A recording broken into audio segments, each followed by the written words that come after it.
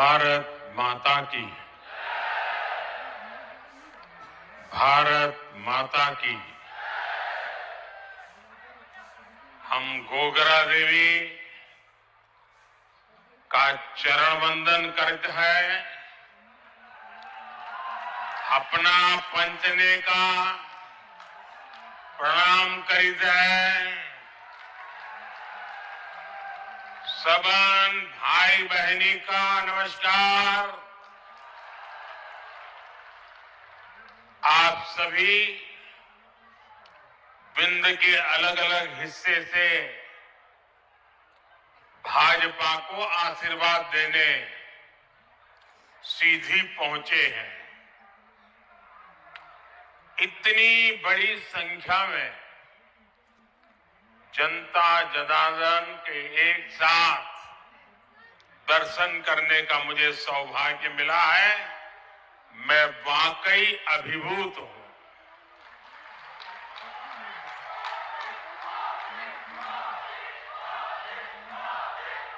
और जहां तक मेरी नजर पहुंचे, मुझे लोग ही लोग नजर आ रहे हैं।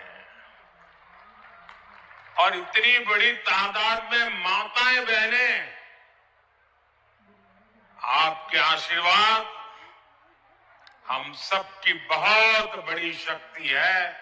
मैं माताओं बहनों को इस विशाल संख्या में आने के लिए विशेष रूप से प्रणाम करता हूं। आपके इस प्यार, इस उत्साह से साफ है कि एमपी में फिर एक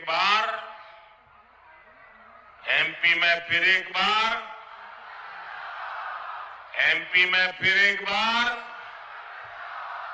साथियों, आज यहां के लोग कह रहे हैं, एमपी के मन में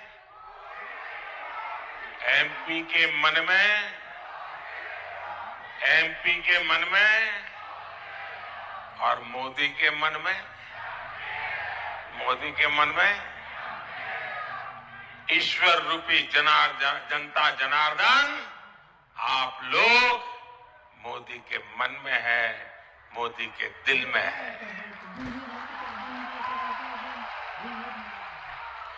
एमपी के मन में मोदी क्यों है भाई? भाजपा क्यों है? ये कोई रहस्य की बात नहीं रह गई है। कांग्रेस ने केंद्र में हमारे यहां सेवा काल शुरू हुआ उसके पहले 10 साल तक जो सरकार चलाई, उसमें उसने गरीब और मध्यम वर्ग को लूटने का ही काम किया था। लेकिन आपके सेवक मोदी ने करीब 10 साल जो सरकार चलाई है, आपकी सेवा में 10 साल पूरे लगन से समर्पित किए हैं। उसमें घोटाले बंद हुए हैं, गरीब और मिडिल क्लास की बचत हुई है, उन्हें अधिक सुविधा मिली है। आप देखिए, टेलीकॉम घोटाला करके, कोयला घोटाला करके कांग्रेस ने आपके लाखों करोड़ रुपए लूट लिए। याद है ना? भूल गए? आप बताओगे तो पता चलेगा मुझे। याद है? लूटते थे कि नहीं लूटते थे? करोड़ों रुपए लूटते थे कि नहीं लूटते थे? ये आपका हक का पैसा था कि नहीं था? आपकी मेहनत का पैसा था कि नहीं था? आपके बच्चों के भविष्य के लिए वो पैसा था कि नहीं था? लूट लिया। भाजपा सरकार में वो लाखों करोड़ रुपए के घोटाले बंद हो चुके हैं। और घोटालों से हम जो पैसा बचा रहे हैं, वो पैसा गरीब के हित में, मध्यम वर्ग के हित में लगा रहे हैं। गरीब कल्याण अन्न योजना में अब तक केंद्र सरकार 2 लाख करोड़ रुपए खर्च कर चुकी है। आप आंकड़ा बोलोगे? मैं पूछूं तो आंकड़ा बोलोगे? मैं आपसे बात कर रहा हूं, आप आंकड़ा बोलोगे? मैंने कहा 2 लाख करोड़ रुपए। कितने कितने? जरा माताएं बहनें बताइए कितने? कितने? 2 लाख करोड़ रुपए। इससे 80 करोड़ देशवासियों को कोरोना के संकट काल से लेकर के अब तक मुफ्त राशन सुनिश्चित हुआ। गरीब के घर का चूल्हा जलता रहा। ये मोदी की गारंटी है कि देश का कोई भी गरीब परिवार भूखा नहीं रहेगा। और इसलिए भाइयों बहनों, आप सबके आशीर्वाद से मैंने निश्चय लिया है, मन बना लिया है, क्योंकि ये योजना मुफ्त राशन वाली दिसंबर महीने तक ही है। लेकिन मोदी तो आपके दिल की बात जानता है, और इसलिए मैंने मुफ्त राशन की योजना को आने वाले 5 साल के लिए बढ़ाने का निश्चय कर लिया है।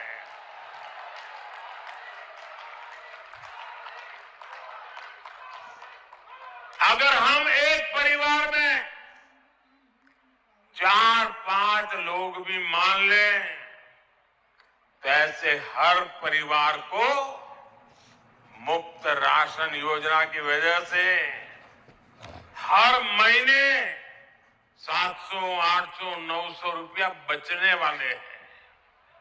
साथियों, गरीब का पैसा गरीब के पास जाए, गरीब के लिए खर्च हो, और कोई बिचौलिया बीच में वो पैसे लूटे नहीं, यही मोदी की विशेषता है।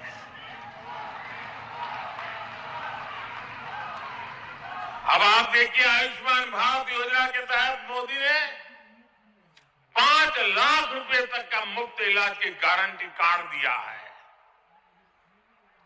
अगर ये आयुष्मान कार्ड नहीं होता तो 1 लाख करोड़ रुपए से ज्यादा गरीबों को बीमारी में अगर कोई खर्च की जरूरत होती तो करीब करीब 1 लाख करोड़ रुपया ये मेरे मध्यम वर्ग और गरीब परिवार की जेब से जाता है। वो पैसा बच गया।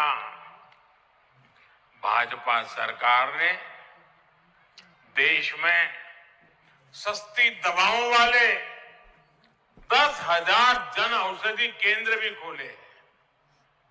इन जन औषधि केंद्रों पर 80% डिस्काउंट के साथ दवाइयां दी जा रही है। और इतनी बड़ी माताएं बहनें हैं, अगर कहीं पर भी बोर्ड लिखा है ना 10% डिस्काउंट, तो पहले वहीं लेने जाएगी। ऐसा ही होता है ना, साड़ी लेने जाएं और एक दुकान पे लिखा है 10% डिस्काउंट, तो चलो भाई उधर नहीं जाना है, पहले यहां जाएंगे। ये मोदी दवाई में 80% डिस्काउंट दे रहा है, 80%। और इससे भी गरीबों के 25,000 करोड़ रुपए से ज्यादा खर्च होने से बचे हैं। और मेरे परिवारजनों, जब इलाज पर खर्च बचता है तो इसका मतलब सिर्फ पैसे की बचत होती है, ऐसा नहीं है। एक तो गरीब, और हमारे यहां तो हमने देखा है परिवार में कोई माँ कोई बहन बीमार हो जाए तो घर में किसी को पता ही नहीं चलने देती है। कितना ही दर्द होता हो वो काम करती रहती है, बताती नहीं है। क्यों? उसके मन में रहता है कि अगर परिवार में बच्चों को बीमारी का पता चल जाएगा, अस्पताल जाएंगे, लाखों रुपया खर्च हो जाएगा, बच्चों के सर पे कर्ज चढ़ जाएगा, तो मां सोचती है कि मुझे बच्चों के सर पे कर्ज नहीं होने देना है। भगवान जितने दिन जिंदा रखेगा रखूंगा, रह लूंगी, मुसीबत झेल लूंगी, दवाई भले ना हो लेकिन बच्चों को मुसीबत में नहीं डालूंगा। ये मेरे देश की माताओं बहनों का स्वभाव है। लेकिन मेरी माताएं बहनें, आपका एक बेटा दिल्ली में बैठा है,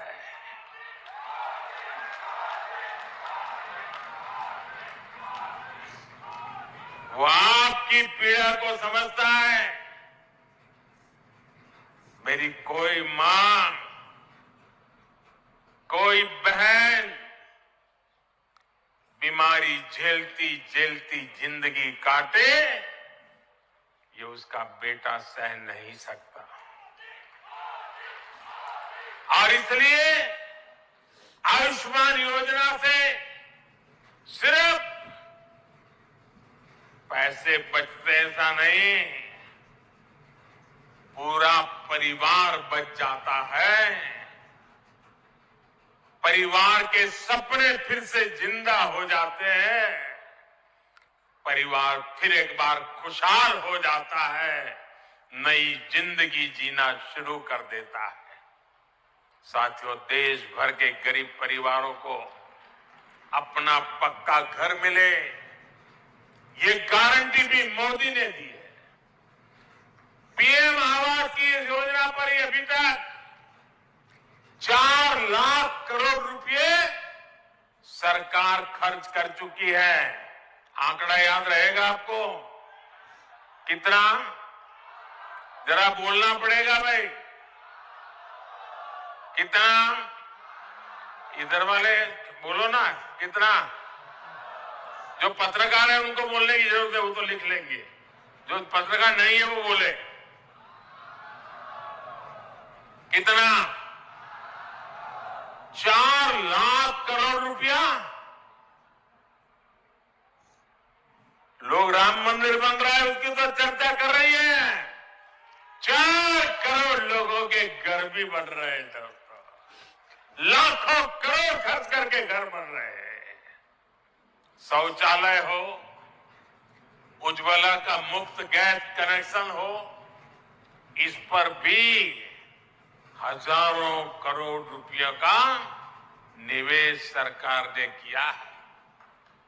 हाल में उज्ज्वला की लाभार्थी बहनों के लिए सिलेंडर 500 रुपया तक सस्ता कर दिया गया है। यानी हमने गरीबों को सुविधाएं भी दी है और उनका पैसा भी बचाया है। मेरे परिवारजनों, कांग्रेस का इतिहास डगर डगर पे झूठ बोलना, लोगों को भ्रमित करना और बिल्कुल चेहरे पर कोई असर ही नहीं, इतना आराम से झूठ बोल लेते हैं। उन्होंने गरीबों से जितना झूठ बोला है ना पिछले 50-60 साल में, आप कल्पना नहीं कर सकते। कांग्रेस ने गरीबों से झूठ बोला, महिलाओं से झूठ बोला, नौजवानों से झूठ बोला। कांग्रेस ने किसानों से कर्ज माफी के वादे किए, झूठ बोलने की हिम्मत देखिए इनकी। और उनको लगता है देश की जनता पहले की तरह ऐसी है, भली भोली है। अब तो मेरे देश का नौजवान जाग चुका है, उसके मोबाइल में सारी जानकारियां होती है। वो परिवार को कहता है ये कांग्रेस वाले झूठे हैं। भाइयों बहनों, आज भी कांग्रेस यही कर रही है। इन लोगों ने 5 साल पहले 2018 में कहा था 10 दिन में कर्ज माफ करेंगे। लेकिन 15 महीने में भी उनको सरकार से चलाने का मौका मिला, कुछ भी नहीं किया। वहीं भाजपा सरकार जो कहती है वो करके दिखाती है, डंके के चोट पे करते हैं। हमने किसानों को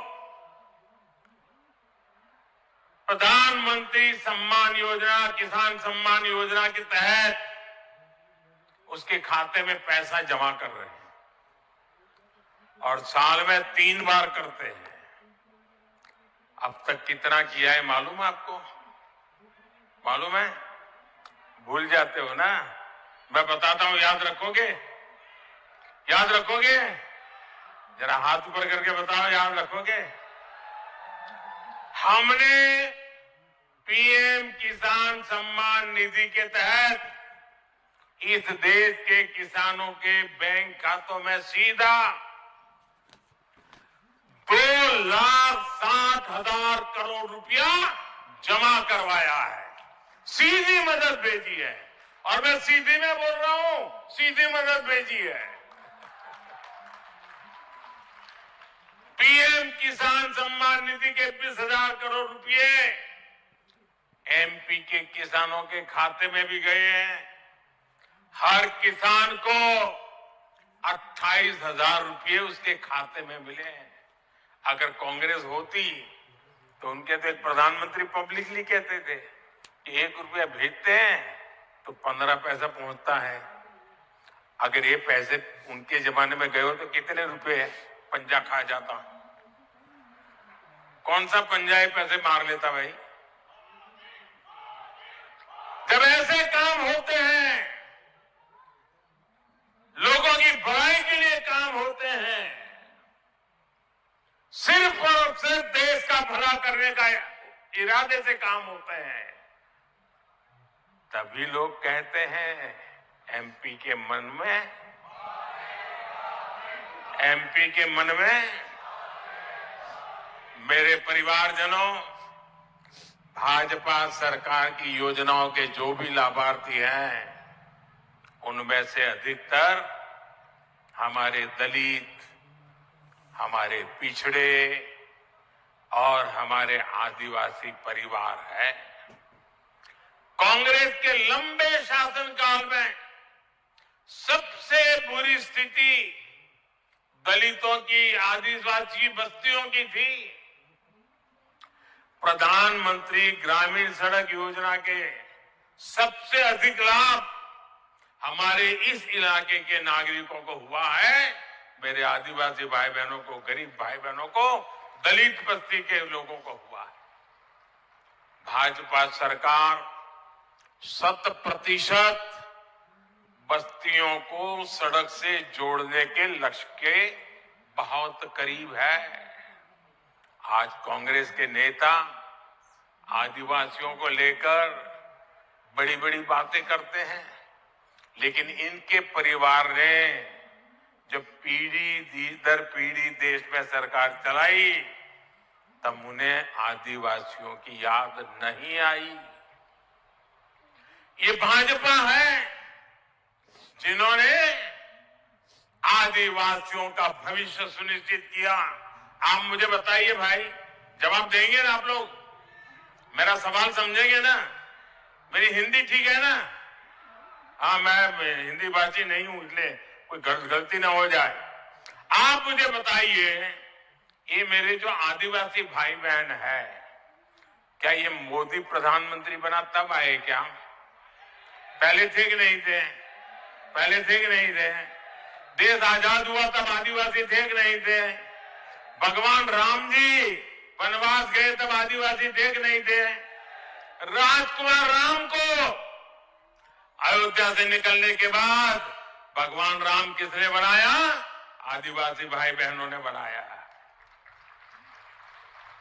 हम सबको पता है, लेकिन कांग्रेस को पता ही नहीं था कि हमारे देश में आदिवासी समाज भी है, क्योंकि कभी भी उन्होंने आदिवासी मंत्रालय नहीं बनाया, आदिवासियों के लिए अलग डिपार्टमेंट नहीं बनाया, उनके लिए अलग बजट नहीं किया। अटल बिहारी वाजपेयी की सरकार जब बनी तब देश में पहली बार आदिवासियों का अलग मंत्रालय बना, उनका अलग आदिवासी मंत्री बना और आदिवासी कल्याण के लिए लाखों करोड़ रुपए के बजट बनना शुरू हुआ। पिछले 9 वर्ष में आदिवासी कल्याण के लिए बजट में 5 गुना वृद्धि की गई है।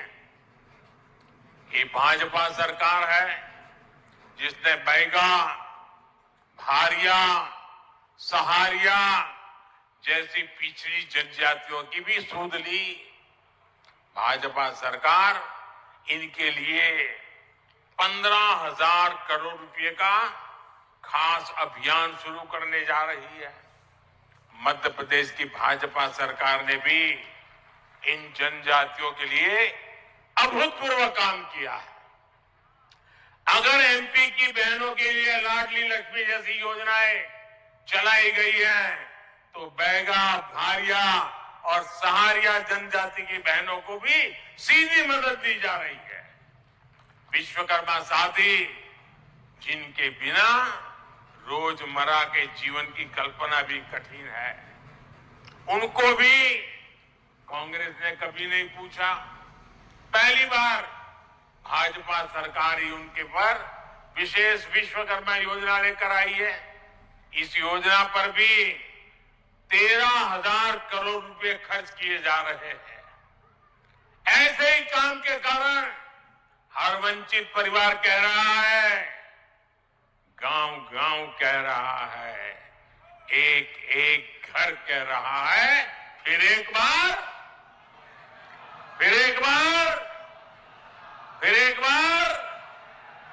मेरे परिवारजनों, सीधी बीरबल की जन्मभूमि है। और इसलिए बुद्धिमानी, सूझबूझ और पहेलियों को हल करना यहां के हर बच्चे की पारंपरिक ताकत है ना। अच्छा, जब मैं जानता हूं कि बीरबल की भूमि है, अच्छे अच्छे सवालों के जवाब निकाल देते हैं, तो मैं भी आज आपके खास करके नौजवानों को एक पहेली देना चाहता हूं। सुलझा दोगे? पक्का? देखिए, मध्य प्रदेश के जो युवा हैं ना, उसमें जो हमारे फर्स्ट टाइम वोटर है, जो पहली बार इस बार वोट डालने के लिए जाने वाले, उनके सामने में गुत्थी रखना चाहता हूं। आप ये पहले सुलझाएंगे? पक्का सुलझाएंगे? अनेक दशकों तक देश में पंचायत से लेकर पार्लियामेंट तक कांग्रेस का ही झंडा था, कांग्रेस की ही सरकारें थी। लेकिन आज गिनती के कुछ राज्यों में ही बची है। जरा सोचिए, गुत्थी सुलझाइए, ये इनकी बर्बादी ऐसी क्यों हुई, इनका ऐसा पतन क्यों हुआ? साथियों, वो इसलिए हुआ क्योंकि कांग्रेस का नारा रहा है, गरीब की जेब साफ, गरीब की जेब, गरीब की जेब और काम हाफ, काम हाफ, जेब साफ। यूपी, बिहार, गुजरात, पश्चिम बंगाल, तमिलनाडु, उड़ीसा, कितने राज्य गिनाओं में एक बार कांग्रेस गई तो वहां के लोगों ने कांग्रेस को दोबारा घुसने नहीं दिया है। यहां एमपी में भी 2 दशक से अधिक हो गए जब कांग्रेस बहुमत के लिए तरस गई है। आज गरीब, दलित, ओबीसी और आदिवासी समाज समझ गया है कि कांग्रेस उनकी प्रतिनिधि नहीं है। कांग्रेस ने सिर्फ वोट के लिए इस्तेमाल किया है। साथियों, कांग्रेस का पूरा इतिहास देखिए, उन्होंने केवल उन्हीं को आगे बढ़ाया जो दिल्ली दरबार में हाजिरी लगाते थे। एससी, एसटी, ओबीसी, इन समाज के प्रभावशाली नेतृत्व को कांग्रेस ने कभी उभरने नहीं दिया। इनकी यही दरबारी मानसिकता है जिसके कारण ये दिन रात, सुबह शाम बाकी सब काम भूल जाते हैं, एक काम कभी नहीं भूलते। आपने देखा होगा, कांग्रेस की विशेषता है, बाकी सब काम भूल जाएंगे, एक काम कभी भूलते नहीं है, और वो काम है सुबह शाम मोदी को गाली देना। एक ही काम, गालियां देते रहते हैं। मोदी को गाली दे देते ये पूरे ओबीसी समाज को गालियां देने लगे हैं। साथियों, जब भाजपा ने तय किया कि एक आदिवासी बेटी देश की राष्ट्रपति के रूप में हम चाहते थे, कांग्रेस ने तब उसका भी घनघोर विरोध किया। ये भाजपा ही है जो एससी, एसटी, ओबीसी समाज की आकांक्षाओं का सम्मान करती, उन्हें मान देती है। आज आपने अखबार में पढ़ा होगा, पहली बार देश में इंफॉर्मेशन कमिश्नर के रूप में, चीफ इंफॉर्मेशन कमीशन के रूप में पहली बार, कब मैं दिल्ली था, चुनावी दौरा कैंसिल करके गया था, मीटिंग के लिए गया था, और हमने चीफ इंफॉर्मेशन कमिश्नर के रूप में राजस्थान के एक दलित को पहली बार उसका अध्यक्ष बनाया है। और एक कांग्रेस वाले देखिए, मीटिंग में उनको आना था, मीटिंग का उनको निमंत्रण गया था, समय से पहले गया था, उन पर फोन पे बात हुई थी, लेकिन जब उनको पता चला कि एक दलित अध्यक्ष बनने वाला है, उन्होंने मीटिंग के ही बहिष्कार कर दिया।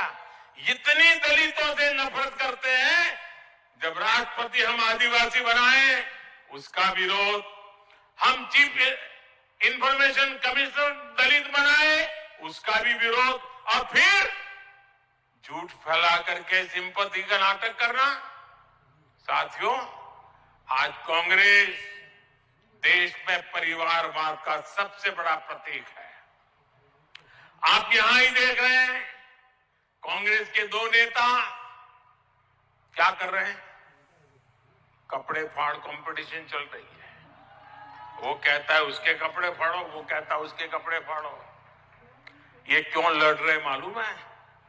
उनको मालूम है जनता तो बीजेपी को ही जिताने वाली है, फिर लड़ क्यों रहे हैं? वो लड़ रहे हैं अपने बेटों को कांग्रेस का कब्जा मिले, इसके लिए। ये कांग्रेस पर कब्जा करने के लिए दो बेटों को बिठाने की लड़ाई चल रही है और मध्य प्रदेश को बर्बाद कर रहे हैं। ये लोग एक दूसरे के कपड़े फाड़ने के लिए कांग्रेस को कह रहे कार्यकर्ता, तुम उसके कपड़े फाड़ो, वो कहता है उसके कपड़े फाड़ो। जिनके लिए सिर्फ अपने बेटों का भविष्य ही प्राथमिकता है, वो आपके बेटे बेटियों का भला सोच ही नहीं सकते। मेरे परिवारजनों, कांग्रेस ने मध्य प्रदेश को बीमारू राज्य बना दिया था। भाजपा ने मध्य प्रदेश को विकास के मामले में बहुत आगे पहुंचाया है। आज एमपी अन्न उत्पादन में अग्रणी है। आज एमपी स्वच्छता के मामले में अग्रणी है। 2 दशक पहले एमपी में बिजली का बड़ा संकट रहता था। आज एमपी सरप्लस बिजली पैदा करता है। अब एमपी में पहले के मुकाबले 5 गुना ज्यादा मेडिकल कॉलेज है। यहां सीधी में भी मेडिकल कॉलेज बन रहा है। एमपी की पहचान अब देश के एक महत्वपूर्ण औद्योगिक राज्य के रूप में होने लगी है। साथियों, कांग्रेस ने कैसा काम किया, ये आज की नई पीढ़ी को जानना बहुत जरूरी है। 2014 तक देश में 100 से अधिक जिलों पर कांग्रेस ने पिछड़े होने का टप्पा लगाया हुआ था। यहां एमपी के भी 8 ऐसे जिले थे जिन्हें कांग्रेस ने पिछड़ा घोषित किया था। इनमें से अधिकतर आदिवासी बाहुल्य जिले थे, जिसमें हमारे सिंगरौली और दमोह जैसे जिले भी थे। 2014 में आपने दिल्ली में भाजपा सरकार बनाई। 10 साल में हमारा सेवा काल चला और इस सेवा काल में हमने कहा ये जिले अब पिछड़े नहीं रहेंगे, ये अब सबसे आगे चलेंगे। हमने इन जिलों का आकांक्षी घोषित किया, हर पैमाने पर इनके विकास के लिए काम शुरू किया। आज इनमें से अनेक जिले हर पहलू में देश के दूसरे जिलों से भी आगे निकल गए हैं। मेरे परिवारजनों, इस क्षेत्र का जल संकट भी अब बीते दिनों की बात होने जा रही है।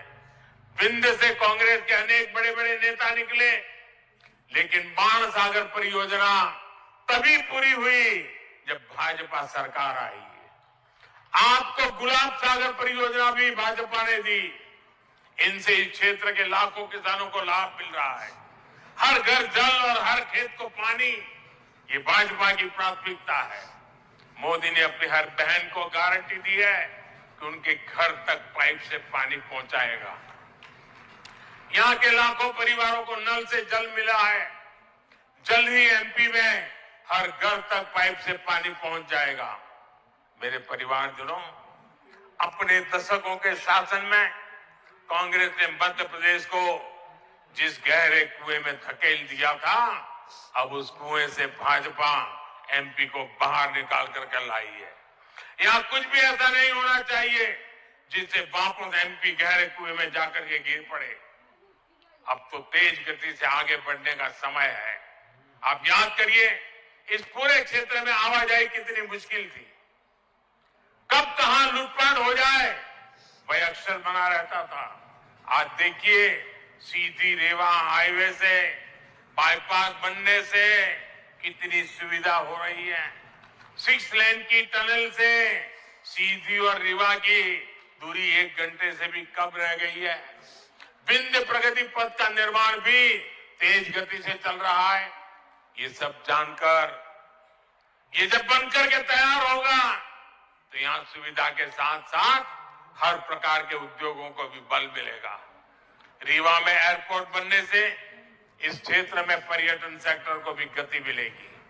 हमारी सरकार विंध्य क्षेत्र को सौर ऊर्जा के महत्वपूर्ण केंद्र के रूप में भी विकसित कर रही है। रीवा सोलर पावर प्लांट से पूरे एशिया में रीवा का नाम रोशन हुआ है। मेरे परिवारजनों, हमें मिलकर समृद्ध मध्य प्रदेश की इमारत का निर्माण करना है। ये जिम्मेदारी विशेष रूप से हमारे 18 से 25 वर्ष की आयु के नौजवानों की है। आज आपका एक एक वोट आने वाले 25 वर्ष के एमपी का भविष्य तय करेगा।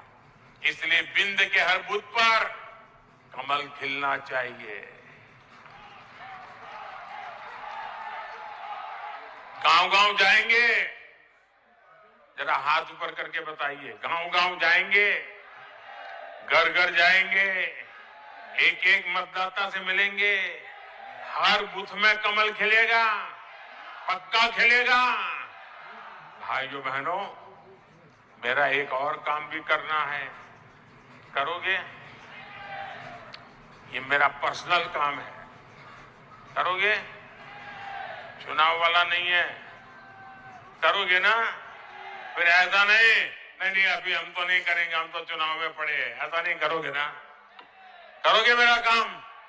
पक्का करोगे? अच्छा, आप जाकर के हर परिवार में जाके मिलना और उनको कहना कि अपने मोदी जी सीधी आए थे, कहेंगे ना? और उनको कहना मोदी जी सीधी आए थे, उन्होंने आपको प्रणाम भेजा है। ये मेरा काम कर दोगे? हर घर मेरा प्रणाम पहुंचा दोगे? क्योंकि उनके आशीर्वाद मुझे एक नई ताकत देते हैं, नई ऊर्जा देते हैं, देश के लिए दौड़ने के लिए एक नई हिम्मत दे देते हैं। और इसलिए घर घर जाकर के मेरे प्रणाम पहुंचा दीजिए। मेरी यही अपेक्षा है आपसे। मेरे साथ बोलिए भारत माता की। पूरी ताकत से बोलिए दोस्तों, भारत माता की, भारत माता की, भारत माता की। बहुत बहुत धन्यवाद।